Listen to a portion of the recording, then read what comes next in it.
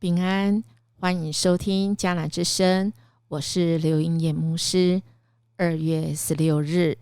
写在心坎上。今天要读的经文记载在约书亚记11章21到23节。我们读的金句要来祷告 RPG 的金句记载在希伯来书8章10节。主又说，在往后的日子，我要与以色列人民立这样的约，我要把我的法律放在他们的头脑里，写在他们的心坎上。我要做他们的上帝，他们要做我的子民。我们今天来到了这段经文，虽然短短的几节，但却给我们一个从旧约到新约的一个记号。这个记号就是约，就是神跟我们的立的约，以及他放下他的话语在他的圣经里，他的法律在我们的头脑，在我们的心坎里，以至于我们在这世上生活的时候，我们真的是可以与那恶者来共存。我想最近我们的疫情我们发展到今天这个 Omicron， 它的症状虽然不如以前病毒那么重症化，当然就有人开始主张我们是要放弃清零，走向与疫共存吗？那么我们人类的历史中也常常有这个犹如病毒般的恶者，我们身为人，我们能够跟他来共存吗？我们凭什么的样的免疫力可以与疫共存呢？今天的经文讲到了很让人很害怕的亚衲族人那这个我们来看看这个巨人亚衲族人在约书亚那时代发生了什么事。21节这样说，那时约书亚毁灭了住在山区的巨人族亚衲，这一族住在希伯伦、底比、亚拿伯以及犹大和以色列的山区。约书亚彻底毁灭了他们和他们的城，以色列境内没有留下一个亚衲族人，只有在加萨、加特和亚什图还有一些残存的。约书亚照着上主命令摩西的话，征服了整个地区。他把地分给以色列人，每支族一份，于是全境太平，没有战争。我想亚衲族人我们大家不会陌生尤其是在旷野的那一段40年的期间，什么原因会引动以色列人在旷野漂流40年？其实只要没有多久的时间现在 Google 我们如果去查，真的没有几天10几天就可以走到的，他们竟然要走了40年。那个原因是什么？原因之一就是他们呢看见了亚衲族人这个巨人竟然把自己看成蚱蜢，他们认为自己战不过亚衲族人若是要进入迦南他们必定死定了，因为他们忘记了，他们忘记神比这个还大，他们忘记神比亚衲族更巨大他们忘记了神在出埃及的路上怎么引导、保护还有供应他们。他们吵着要回埃及因为他们不相信神能够带领他们进入迦南地，因为不信惹动了神的怒气，使他们漂流在旷野40年。我想不只是因为神生气了，而是要透过这40年，神怎么样来形塑他们，特别是怎么样将神的话刻在他们的心坎里。刻在心坎里的原因是要祝福他们，不是他们只是要成为一个乖乖的这个敬畏上帝使他们乖而已，不是，神是要祝福他所爱的。今天这个经文里面，我们讲到了亚拉族人这个他们被灭尽的，但是并没有讲那个经过是如何。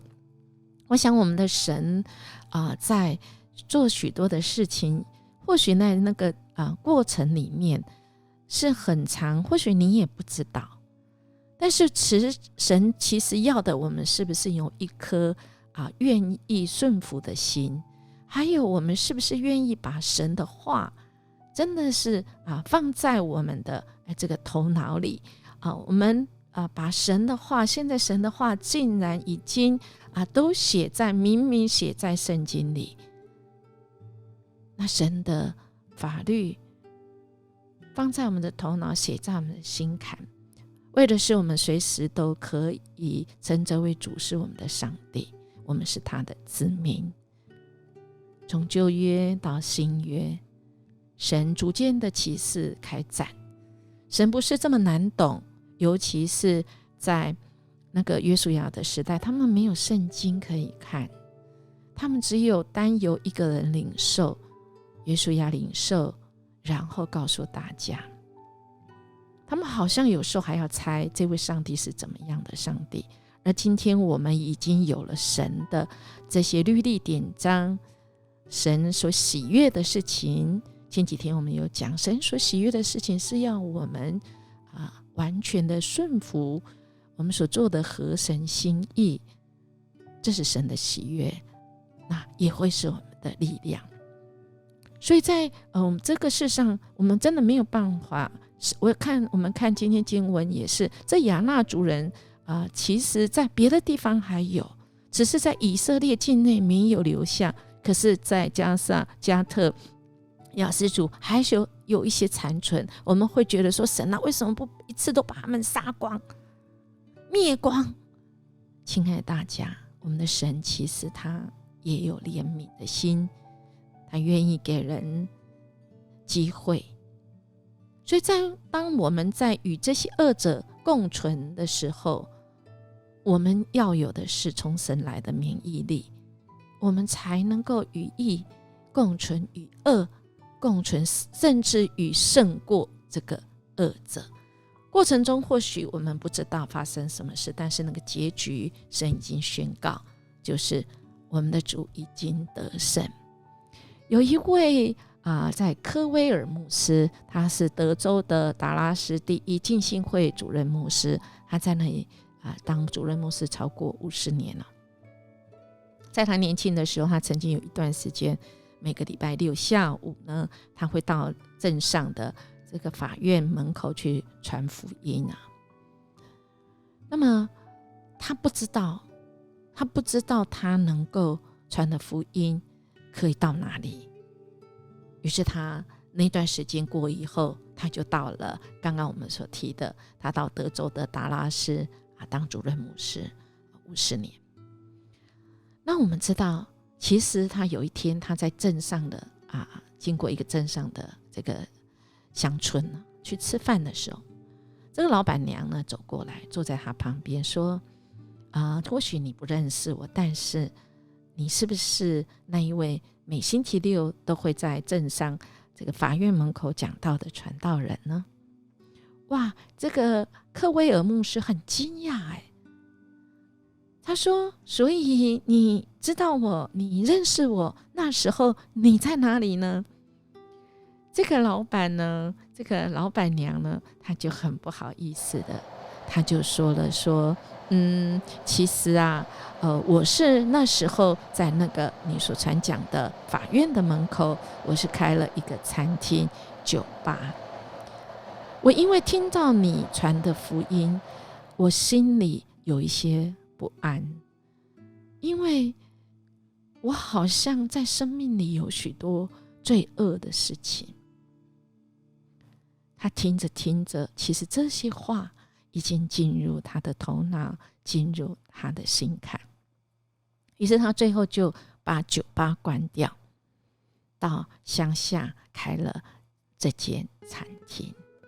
他说，自从我在法院对面那接受了主之后，我心中一直充满了平安。哇，好奇妙！不知道过程。但是有一天，神这么恩待克维尔牧师，在他有生之年还可以遇到听过他福音的人跟他回馈。那么有一次他到了这个当地的监狱去，有一个终身被监禁的犯人，他在狱中表现很好，然后就被提名特赦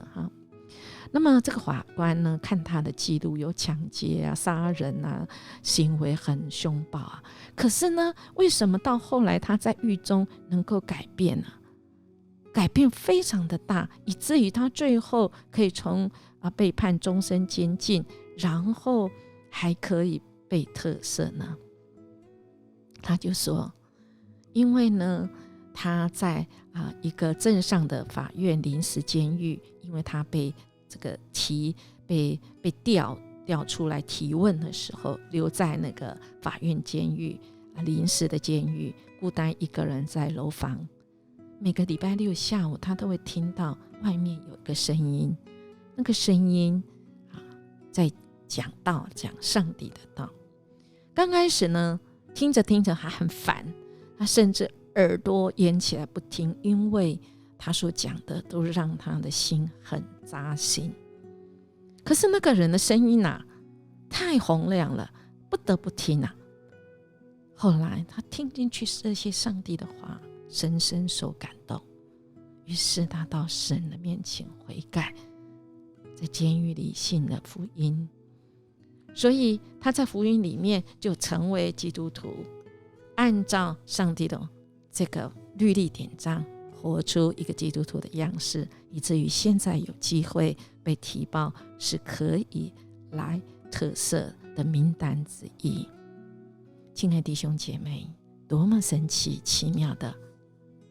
人不知道，但神知道。神知道你现在正在努力的，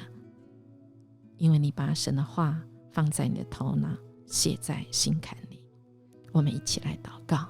主，谢谢你将你的律例典章写在圣经里，让我们随时都可以拿出来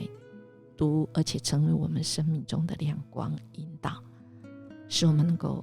活起来，使我们能够回转归向你，使我们可以在软弱中有力量。谢谢主，我们这样祈求祷告，奉主耶稣基督的名求，阿们。音乐牧师祝福您今天活出神话语的力量跟勇气与盼望。我们明天见。